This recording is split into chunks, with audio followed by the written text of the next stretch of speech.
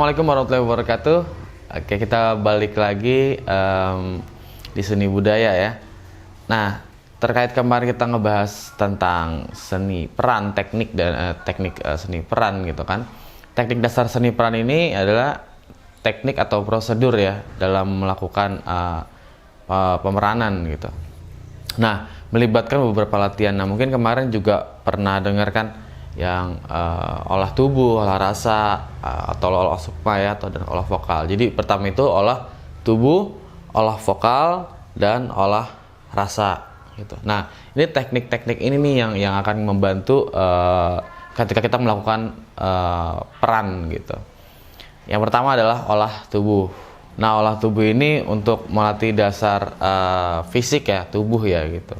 Karena kita kan ketika kita berperan kita memainkan otot-otot besar gitu juga gitu kan. Nah, maksudnya kalau di olahraga stretching lah, pemanasan dulu sebelum otot kita bekerja gitu kan, biar nggak terjadi sesuatu lah yang tidak diinginkan, cedera atau apapun. Biasanya kan kalau kita meragakan gerakan gitu, di sini ketarik, terus bagian ini ketarik gitu. Nah, sebelumnya kita main di olah tubuh. Nah, olah tubuh pun juga ada pengembangan lainnya juga gitu, kayak misalkan meniru bentuk segala macam gitu.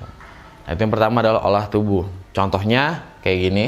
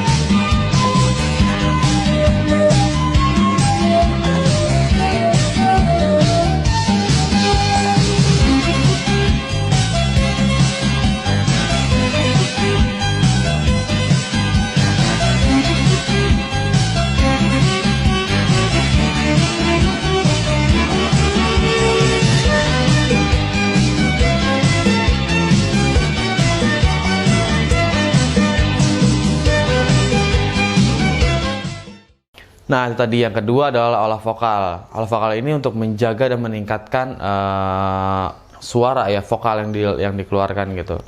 Nah, kalau di olah vokal ini ada juga teknik pernapasannya lagi di dalam olah vokal gitu. Jadi kan olah vokal itu sebetulnya artikulasi ya, kejelasan pengucapan gitu. Misalkan kayak a, i, u, e, o. Nah, di olah vokal ini juga ada senam wajah gitu kan, senam mulut. Jadi misalnya ngomong a, i, u, e, o gitu.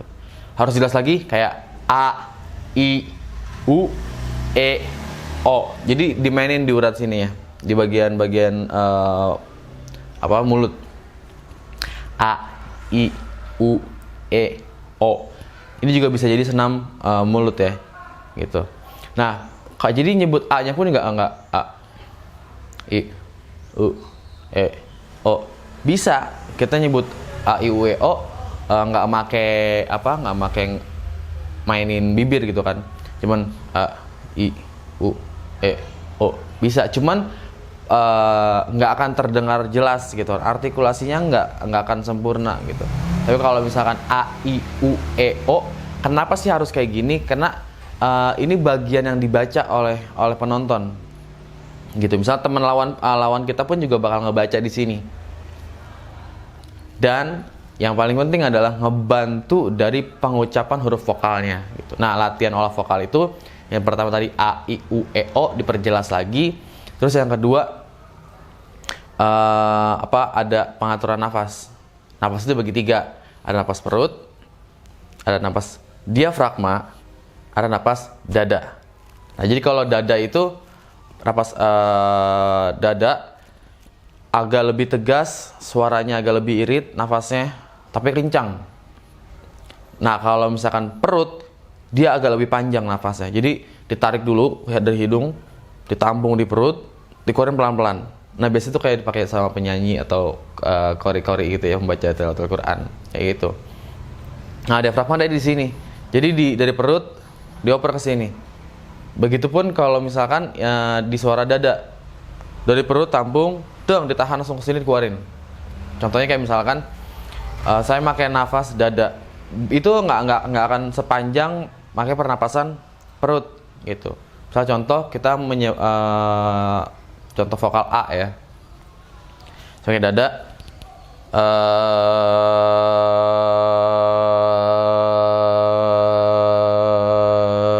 itu nggak akan sepanjang perut. Kalau perut kita ngambil napas, tampung di sini,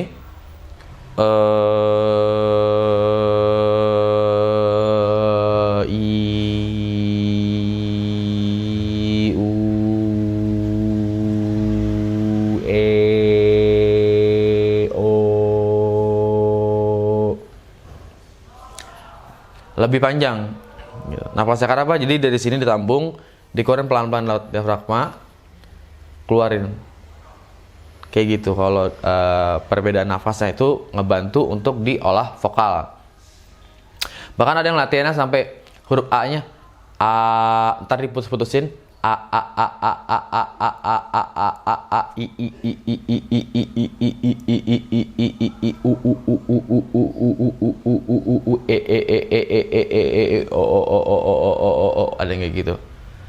Tergantung dari kebutuhan sih menurut saya gitu. Tapi untuk di dasar seni peran itu harus dilakukan gitu. Olah vokal itu harus dilakukan untuk kejelasan artikulasi. Nah, ketika udah sampai olah vokal, penjelasan artikulasi sudah jelas gitu kan, terus kata-katanya juga udah oke, baru tuh masukin ke naskah, dicoba. Nah latihan yang tadi tuh si olah vokal tadi itu gimana kalau misalkan digunakan naskah gitu. Kejelasan untuk di olah vokal adalah kita untuk membantu pengucapan gitu, vokal ya.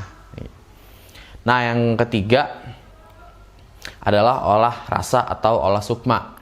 Olah rasa ini latihan untuk penghayatan dan imajinasi gitu. Jadi misalkan rasa yang dikeluarkan atau yang dimainkan adalah rasa marah gitu.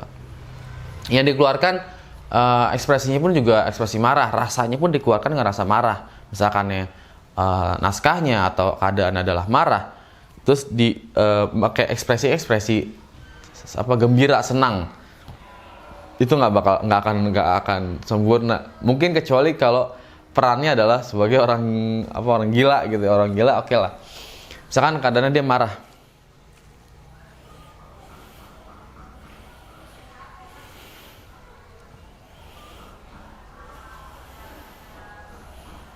jadi yang dikeluarkan dia ekspresi mata, wajahnya kenceng. Mungkin nggak kalau misalkan marah terus dianya senyum? Kagak mungkin. Atau misalkan dialognya dia marah, terus ekspresi yang dikeluarin bukannya marah gitu, tapi nanggung, agak-agak senyum. Kenapa? Saya suka. Kayak orang gila yang ada gitu, mata melotot, terus uratnya kenceng, mukanya merah, tapi senyum. Yang ada kayak orang gila gitu. Orang gila kan banyak rasa di dalam dirinya kan gitu. Nah kita sebelum mengeluarkan itu, kita imajinasikan dulu nih, kita hayatin dulu rasanya, baru kita keluarkan imajinasi kita lewat bentuk. Misal keadaannya adalah berburu misalkan, dari gerak gestur segala macam gitu kan. Berburu, misalnya dia berburu kan pasti jalannya pelan, dia ambil panah,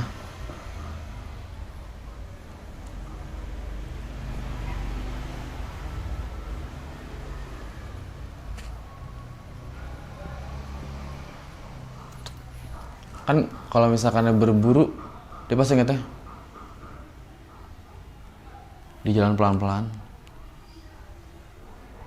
pasti ketika suara bunyi gresek gitu kan. Kan nggak mungkin kalau misalkan berburu kita nggak ngeluarin imajinasinya dulu nih. Kita bayangin dulu orang berburu gimana sih.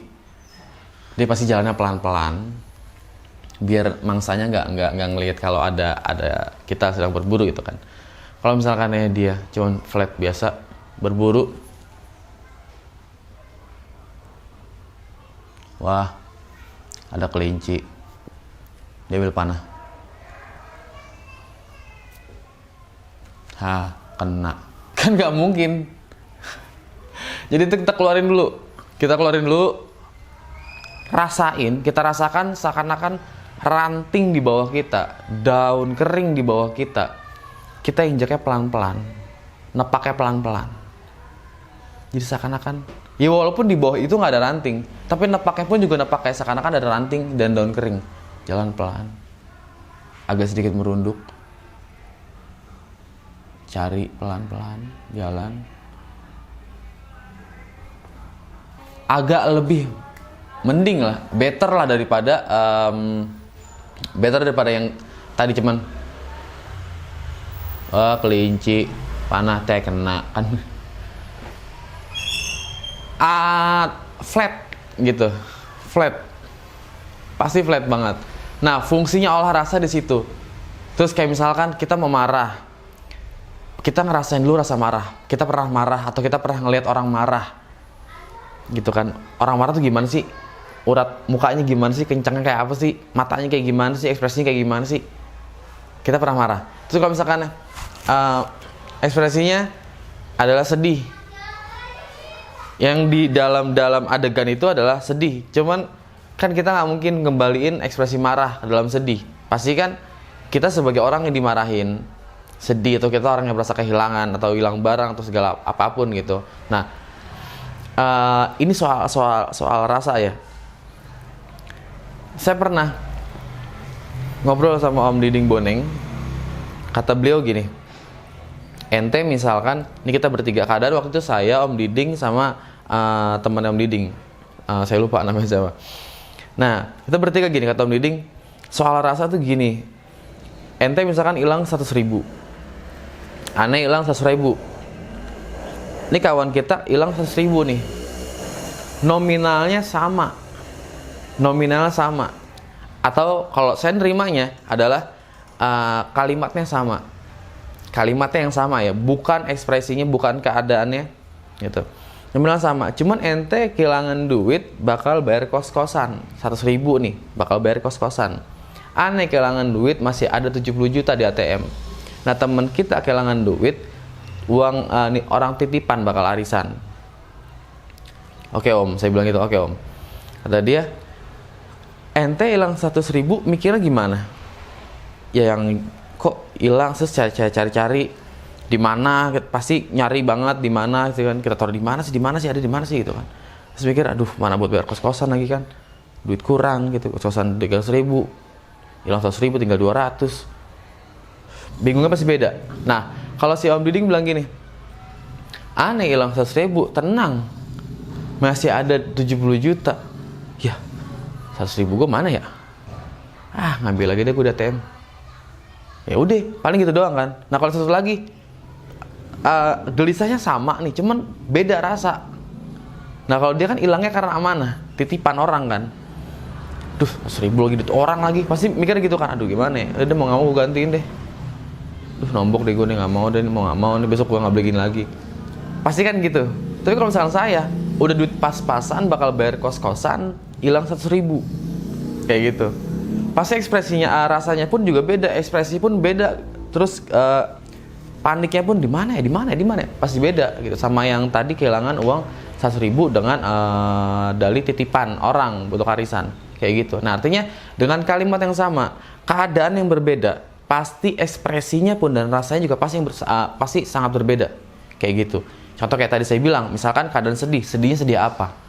Atau kita merasa jadi orang yang diomelin, yang dimarahin misalkan. Seorang yang sedih merasa kehilangan, gitu kan. Misalkan kita punya peliharaan kucing misalkan gitu. Terus kita udah dari kecil tuh kucing kita pelihara gitu kan. Kita pelihara sampai gede, terus akhirnya meninggal kucingnya. Sedihnya pun juga beda, gitu kan. Terus misalkan nilai kita berkurang. Terus misalkan kita sedihnya lagi ketinggalan kereta. Itu kan beda sedihnya kan, gitu. Setiap keadaan beda, walaupun kalimatnya sama. Jadi ada teks yang sama, tapi dilihat lagi kondisinya kayak gimana. Misal kalau di sebelum-sebelumnya kalau di kelas saya ngajarin itu menggunakan kata tidak dan iya, gitu. Kata iya dan tidak, kata tidak dan iya. Jadi kata tidak ini diulang dengan 3 ekspresi: marah, sedih, bahagia. Begitupun dengan kata iya, gitu. Misalkan kayak tidaknya marah kayak gimana? Dia ngeluarin dulu ekspresi marahnya dulu, dikeluarin rasa marahnya dulu. Tidak. Ada yang tidak. Nah, jadi kalau marah itu nggak harus teriak. Marah tuh nggak harus teriak. Ada yang cuman suara pelan. Ada yang kayak gitu. Ada yang tidak. Ada yang gitu dan teriak gitu kan. Nah, kalau misalkan sedih,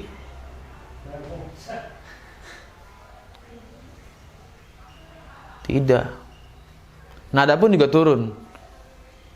Kalau yang saya perhatikan, alisnya pasti agak naik, agak kendor gitu. Ini turun, ini kendor. Beda ya, melas sama sedih beda ya. Kalau melas kan lebih kayak, kalau misalkan sedih kan lebih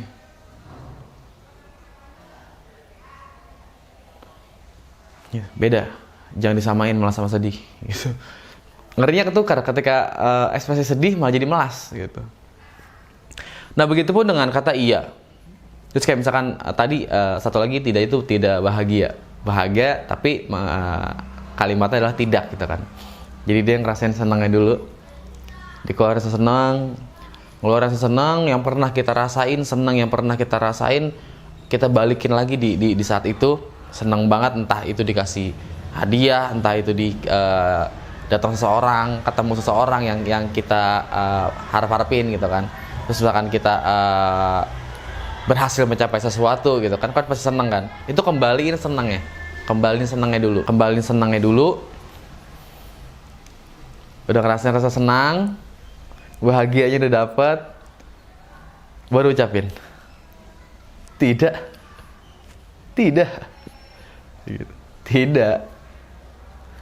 kayak gitu yo contohnya. Mungkin teman-teman juga bisa meragain di rumah gitu kan. Nah, ini bisa jadi meditasi.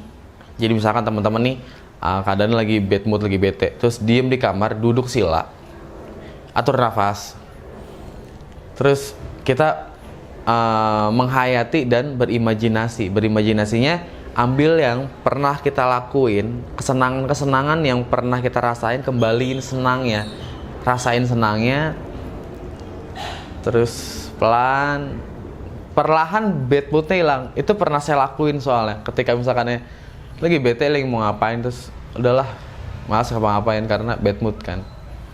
Duduk di kamar, di kasur, tarik nafas pelan-pelan. Emang agak susah ngedobraknya pelan-pelan. Terus ngerasain, ngebayangin kejadian yang saya bikin saya senang gitu. Perasaan saya senang. Terus saya bayangin pelan-pelan. Lama-lama ke bawah, senang sendiri, tawa sendiri gitu. Terus kita pernah nongkrong bareng, main cak-cakan gitu kan. Ada kejadian lucu, kita bercandanya gitu kan. Ada kalimat-kalimat yang menurut saya lucu. Itu saya keluarin semua. Kita bangkitin lagi pelan-pelan. Udah akhirnya ya gue seneng. Tadinya bete aja seneng. Kalau mau coba silakan coba. Nah, ketika misalkan kita bisa di situ, kita bisa mengolah rasa kita sendiri gitu. Kita bisa mengatur rasa sendiri. Misalkan kita nongkrong sama teman-teman, kita kumpul sama teman-teman ketika bad mood, ya udah bad moodnya ilangin, bete-nya ilangin gitu. Jadi nongkrong tawa aja bareng-bareng. Yang punya masalah tinggalin dulu aja. Kita ngobrol bareng-bareng sambil tawa-tawa kayak gitu. Kan ada yang datang-datang cemberut. Kenapa sih lu? Bete gue. Nah, apa sih? Lu main kesini bukannya seneng malah cemberut. Gak, gue kesel aja. Ada yang gitu kan?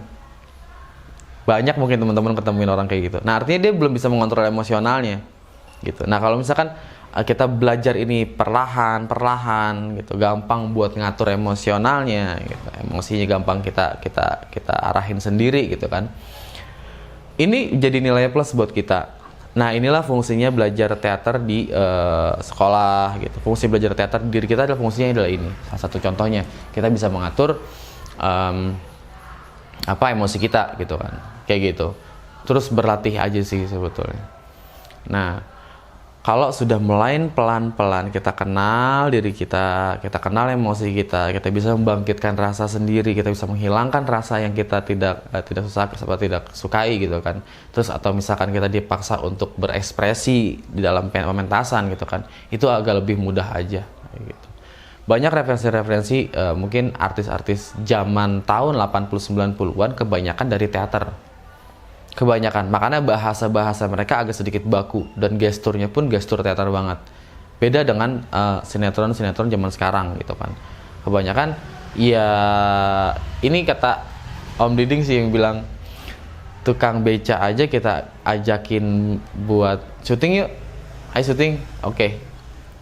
Kasih teks, retake selesai. Gitu.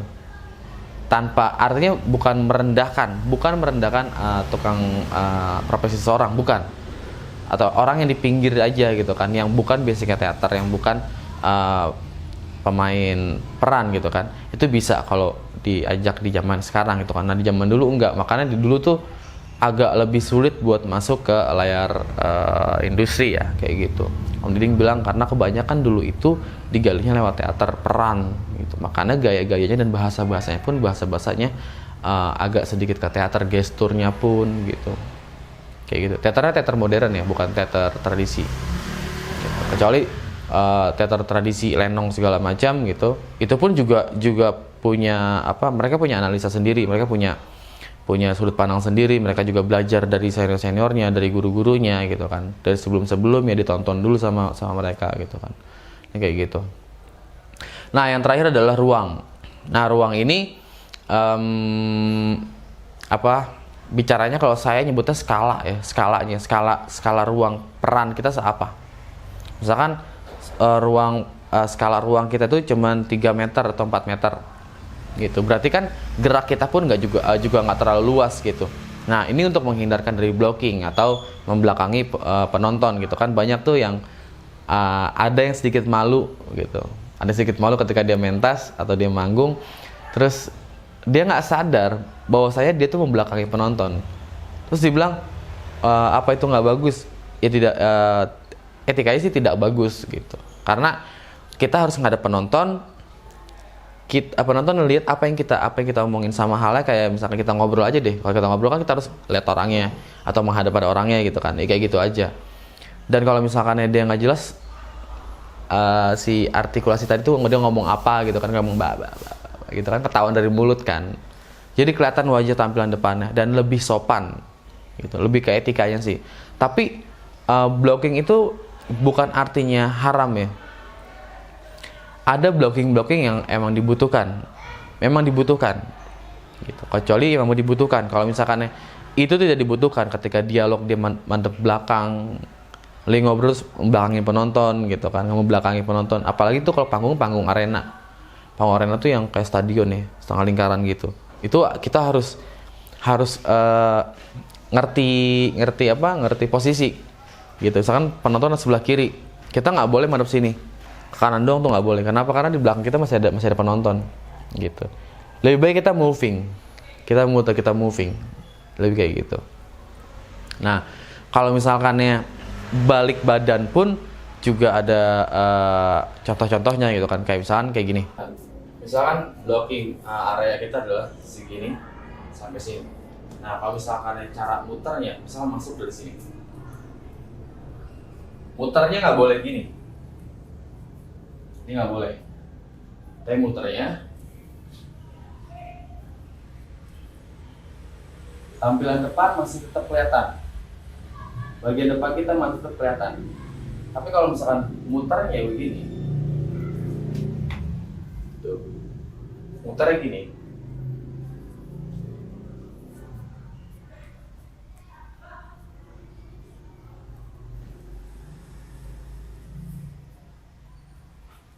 ini yang salah. Tapi muternya dia baru sini, gitu, baru dia ngomong. Atau misalkan ya di sini pun juga sama, dimuter gini baru ngomong. Jadi nggak yang begini. Jadi jalan itu bukan yang bentuknya oval, bulat gitu, tapi lebih kayak angka 8. Dia kesini dulu, dia maju ke sini, dia jalan ke sini, dia ambil kembali. Nah, untuk tampilan depannya masih tetap kelihatan, Ini namanya blocking. Nah, banyak yang orang teman-teman yang asal jalan muter gini aja.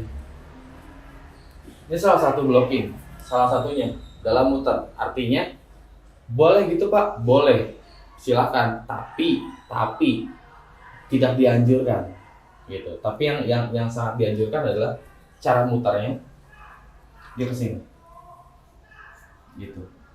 Dan posisi pun juga nggak yang miring banget, kecuali emang dia mau nongolin detail bagian punggungnya misalkan. Ini ada detail-detail apa gitu kan. Itu nggak masalah. Cuman kalau dalam keadaan false kayak gini, cara putarnya ambil agak serong sedikit, baru ngomong ke depan. Lawan bicara ada di sebelah ya, baru kita ngomong begini. Oh, ngomong lagi.